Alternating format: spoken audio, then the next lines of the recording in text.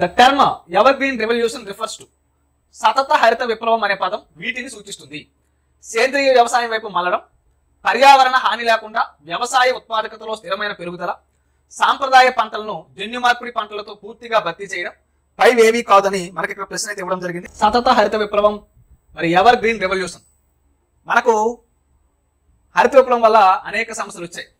మరి ఈ సమస్య నుంచి మనకు బయటపడేయడం కోసం ఎవర్ గ్రీన్ రెవల్యూషన్ సతత హరిత విప్లవం అనే దాన్ని తీసుకుని వచ్చారు.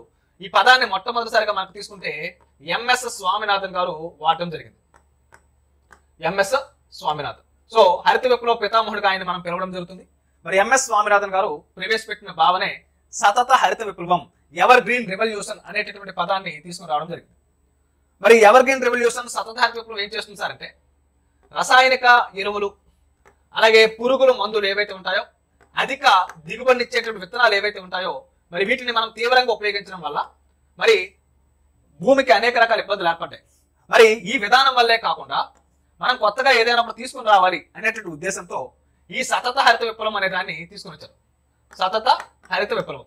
ఈ సతత హరిత విప్లవం ఎవర్ గ్రీన్ రెవల్యూషన్ ఏం చేస్తుంది సార్ అంటే, మరి స్థిరమైనటువంటి వ్యవసాయ విధానాలు కొనసాగిస్తుంది, మంచి పౌష్టికకరమైనటువంటి ఆహార ధాన్యాలు మనకు సమకూరుస్తుంది, పర్యావరణానికి హాని లేకుండా చేస్తుంది.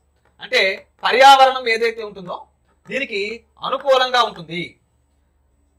రసాయనాలు పురుగుల మందుల మీద ఆధారపడడం ఏదైతే ఉంటుందో దాన్ని తగ్గిస్తుంది. ఇంటిగ్రేటెడ్ పెస్ట్ మేనేజ్మెంట్ ఏదైతే ఉంటుందో దాన్ని తీసుకుని వస్తుంది. నీటి సంరక్షణ ఏదైతే ఉంటుందో ఈ నీటి సంరక్షణ అలాగే సమర్థవంతమైనటువంటి నీటిపారుదల పద్ధతుల్ని అవలంబిస్తుంది.